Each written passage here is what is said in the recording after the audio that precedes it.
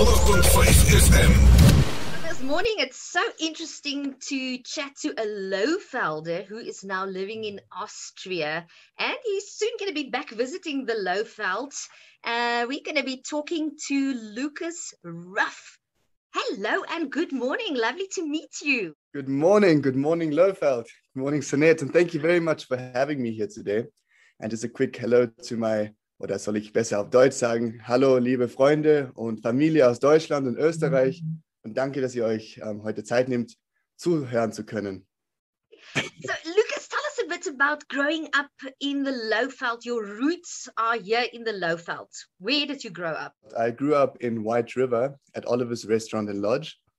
My parents built it in 2001, as my mom was also born in South Africa because her father was moved to South Africa in 1964 from Austria.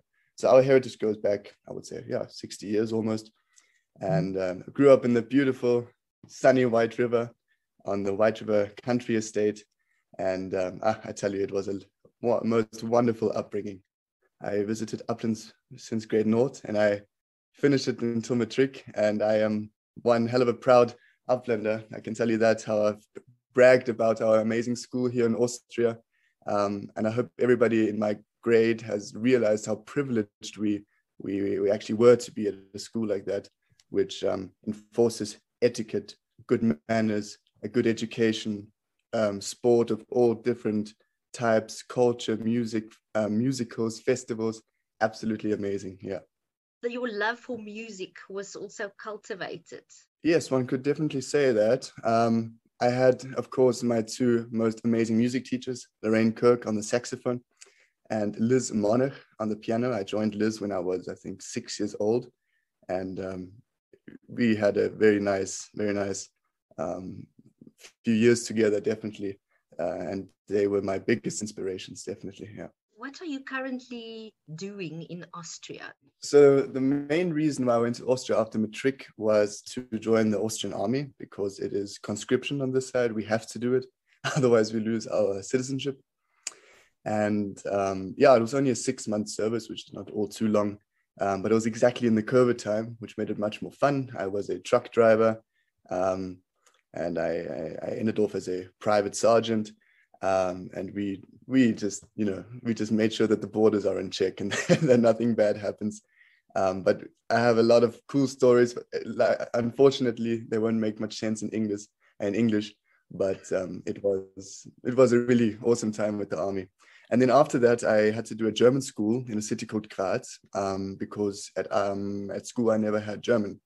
And in order to study in Austria, you'd need a C1 certificate. So that was quite a challenge on its own, but I just managed to scrape it in the end.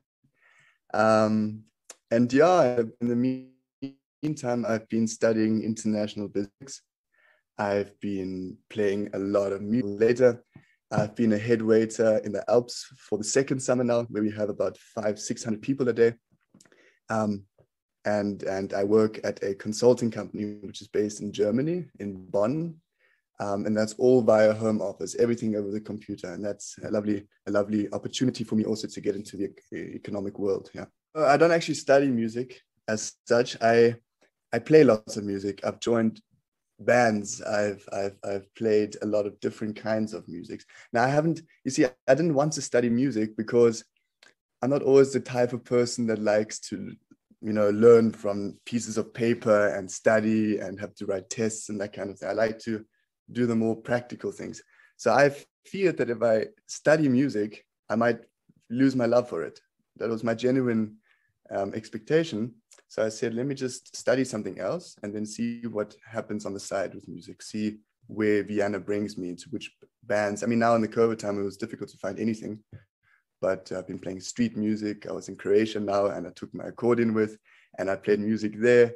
And, it's just a nice thing to have on the side, So you play two different types of accordions? Yes. So I play the instrument I play the longest is the piano.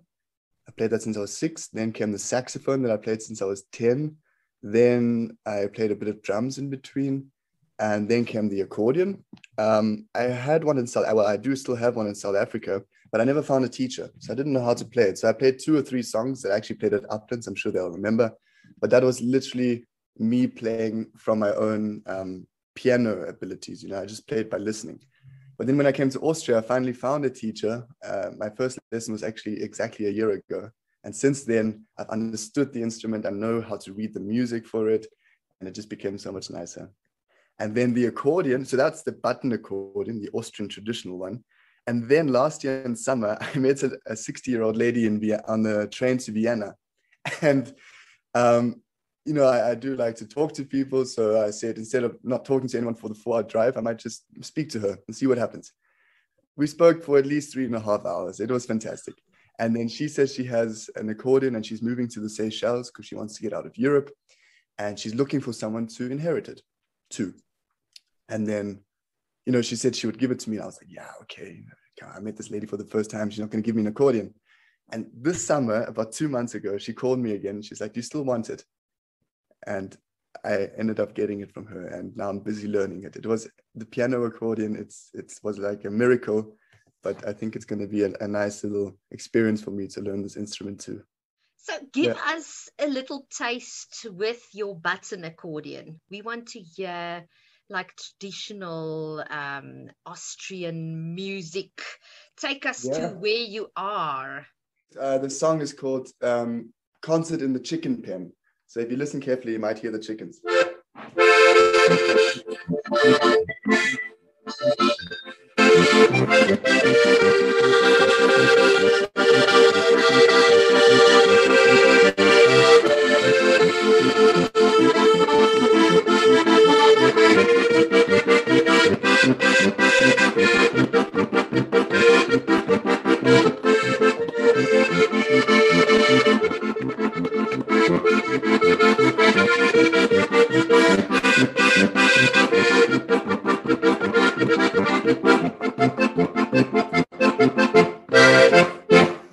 I could hear the chickens. I could definitely hear them.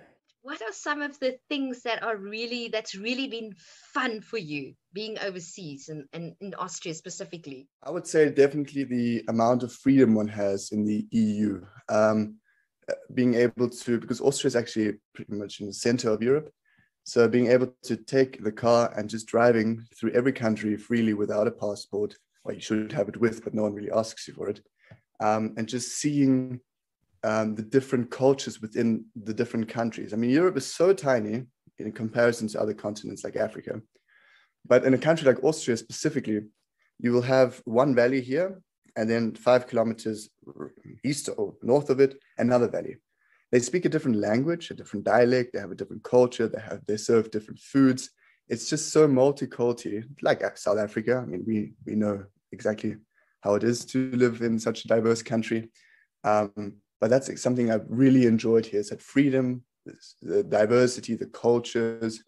And in Austria, there's, you know, it's a very lively upbringing and people, you know, going from one guest house to the other, playing music, singing with the folk music. And I think it was just a nice time, especially now in my youth, to be here, filled with opportunity, working opportunity, university opportunity. University is free for an Austrian citizen, which is also a huge thing to be grateful for. And yeah, I'm enjoying my time now, and I'm sure it'll be a few more years that I'm here, but my big dream is to go back to South Africa, indeed. What do you miss about South Africa when you sit over there in the land of opportunity and your heart yearns back for sunny White River? What are the things that you think of? I think back to how much more open the people are back at home in South Africa. I feel that in a country like South Africa, people are a lot more easy to speak to, especially when meeting them. They're a lot more friendly. And I know this because I work now in the hotel industry in Austria, where I saw a lot of Europeans of different types. And obviously you get your friendly ones. I'm not putting everybody in the same boat, but generally in South Africa, the people are much more friendly, much more open, much more, you know, loose. They like to party a little bit more. And they like to move a little bit more. And I just miss that. And I miss the heat, of course. The winters here are very cold. And I just miss my home. I miss my friends. I miss my family. I miss our family at Oliver's. It's home. And I think what I've told many people is that for many people around the world, if they move to a different country, it's not always that difficult to get used to the country. But for a South African to leave South Africa, and I know a lot of South Africans in Vienna, South Africans in Graz, they all say the same thing. It's so difficult for a South African to leave South Africa, because it's such a special, diverse country that you'll find nowhere else on this world. Well, you're coming back home soon for a visit and a concert together with Natascha C. Tell us some more about that. Yes, I am. I'm coming back next week. I'm super excited. I'm getting ready as we speak, pretty much, for South Africa. And the concert will be at Oliver's next week, Saturday, the 4th of September. Starts at 18:30. There's a 3-course meal with drinks and dessert and a welcome drink in the beginning. And Natascha C, a most amazing, brilliant musician and singer, I have the honor playing with.